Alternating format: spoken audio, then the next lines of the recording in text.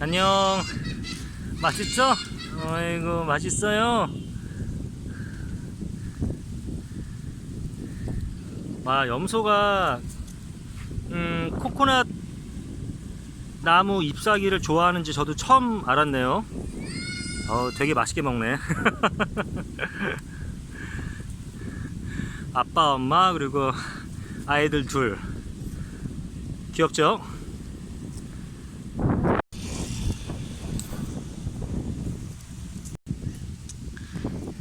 새끼들은 어떤 동물 새끼를 봐도 다 예쁜 것 같아요.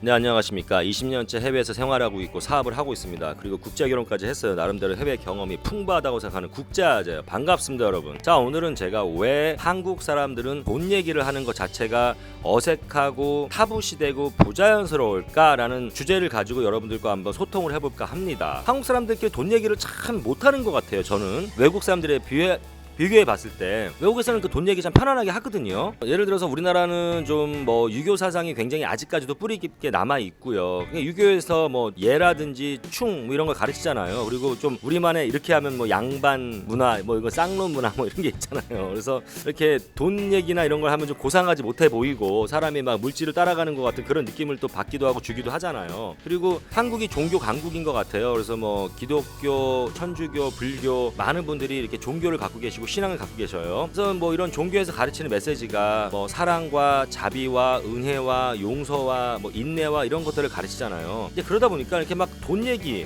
하여튼 타부시가 돼요. 우리나라 같은 경우는. 근데 제가 중국에 처음 와서 중국 사람들이랑 그 당시에 막 교류할 때 굉장히 당혹스러웠던 게요. 중국 사람들은 돈 얘기를 굉장히 자연스럽게 하고 많이 합니다. 예를 들어서 내가 뭐 몇 년 전에 어디다 아파트를 뭐 200스퀘어짜리 사놨는데 그게 예전에 얼마였는데 5년 만에 뭐 몇 배가 뛰었다. 그래서 그걸 제가 팔아서 돈 얼마를 벌어서 뭐 지금 새 채를 샀다는 둥. 제이 씨는 지금 살고 있는 데가 뭐 월세냐 뭐 무슨 산 거냐 그 동네 지금 시세가 얼마가 되는데 너 거기 꼭 아파트 사라 뭐 이런 얘기. 어디서 뭐 500원에 물건을 사갖고 어디로 가져가서 팔면 1000원에 팔 수 있고 500원에 2분을 남길 수 있다 이런 얘기들을 뭐 한국 사람도 하긴 하는데 처음 만난 초면에서 만난 지 5분도 안 됐는데 막 이런 돈 얘기를 하는 거예요. 그래서 그게 되게 어색하고 당황스러웠고 좀 중국인들이 천박해 보였어요. 이 사람들은 굉장히 물질 만능, 그러니까 돈이면 다 되고 돈이 이 사람들의 인생의 목표고 신앙이자 그러니까 돈 자체가 인생이구나 라는 어떤 그러한 생각들이 처음에 있었습니다. 근데 시간이 지나면 지날수록 저는 그렇게 중국 사람들이 돈 얘기하는 게 되게 자연스럽게 느껴지고 재미도 있고 정보도 얻고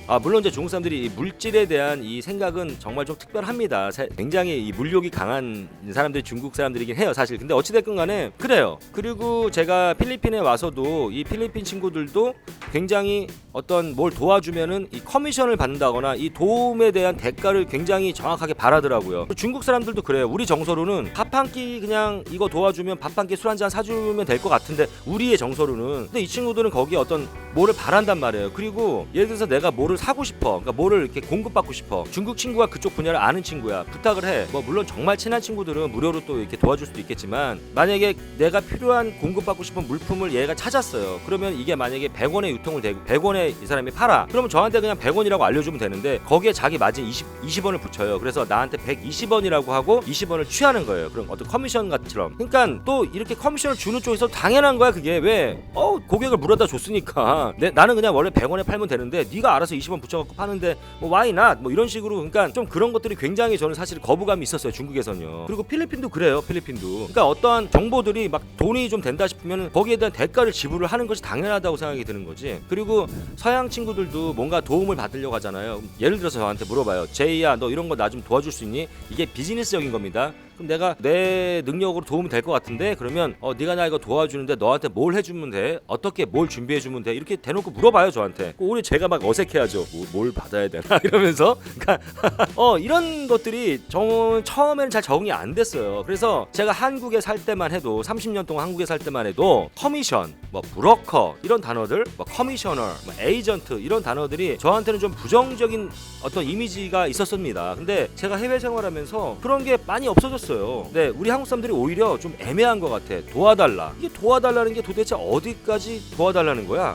물론 이제 친구끼리 어떤 면에서 뭐 도움을 주고받는 건 당연한 거고 그렇게 해야 되는 건데 제가 말하는 것도 사업적인 걸 말하는 거예요. 이게 예를 들어서 뭐 어떤 거래처를 좀 알아봐 달라. 어디까지 이 정말 베스트 거래처, 정말 서플라이어 정말 정말 확실한 서플라이어, 값도 싸고 질도 좋은데 이런 데들을 내가 찾아다 주려면 내가 거기다 시간과 노력을 들여서 서치를 해가지고 알려줘야 되는데 이런 것들 하여튼 그러니까 뭔가 비즈니스적으로 도움을 주고 도움을 받는 게 한국은 좀 애매한 모호한 그런 게 있어요. 근데 제 생각에는요, 그냥 친구로서 뭐 아는 형 동생으로서 도와줄 수 있습니다. 당연히 그게 좋은 거고 필요하지만 비즈니스 상에서 어떤 부분에 있어서 내가 도움을 주고 그것이 어떤 경제적으로 환산해서 가치 밸류가 있다라면 적당한 선에서 도움을 받는 쪽에서 도움을 주는 쪽한테 사례를 하는 것이 저는 오히려 맞다고 보는 생각이 바뀌었어요. 그게 오히려 도움을 주는 쪽이나 도움을 받는 쪽에서 더 부담이 없는 것 같아요. 예를 들어서 도움을 주는 쪽에서요,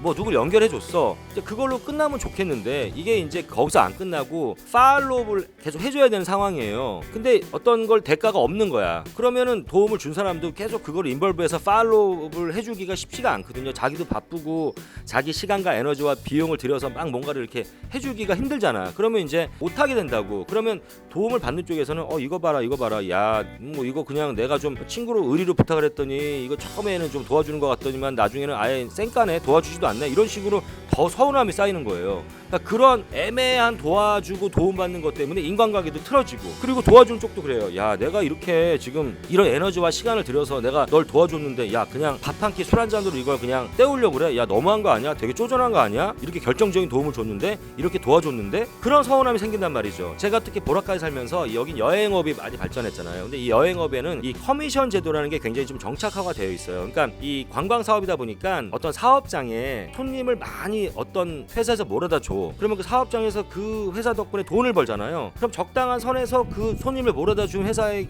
적당한 선에서 이익을 나누는 그런 커미션 같은 게 굉장히 좀 자연스러운 어떠한 그런 시스템이기도 하거든요. 그 제가 보라카에 살면서 또 그런 것들에 대해서 굉장히 좀 더 자연스러워진 게 있는 것 같아요. 왜냐면 어찌됐건 물론 그게 굉장히 부담으로 다가오고 이런 커미션이나 이런 브로커 어떤 그런 피가 그러면 안 되겠지만, 저는 왜 브로커가 뭐 A와 B를 연결해서 성사해주고 거래가 될 수 있도록 도와줘서 자기의 능력을 동원해서 거래가 성사되거나 그 일이 됐어, 그러면 적당한 선에서 그 피를 받는 게 너무 당연하다고 저는 생각하는데, 어찌됐건 한국 사람들이 그런 것들에 대해서 굉장히 어색해하고 타부시하는 바람에 오히려 더 관계가 깨지면서 뭐 사기꾼이 됐네, 저 사람은 어땠네 저쨌네, 아우 쟤를 도와주지 말아야지, 저 사람한테 도움 청하지 마, 저 새끼는 이러면서 이제 막 이런 루머가 쌓이고 실제적으로 그런 것 때문에 상처받고 상처 주고 막 이런 게 많은 것 같아요. 제 중국 친구가 하나 있어요. 이 친구가 오지랖이 넓고 마음이 착한데요, 필리핀어예요. 중국계 필리핀어인데 영어도 잘하고 당연히 중국말 잘하죠. 따갈록도 잘해요. 그리고 홍콩 출신이라 부모님이 홍콩말 광동어도 잘하고요. 그리고 여러분들 아세요? fujian, 그러니까 복건성, 중국의 복건성 사람들이 동남아시아에 예전부터 많이 진출해서 이제 지리적으로 가깝다 보니까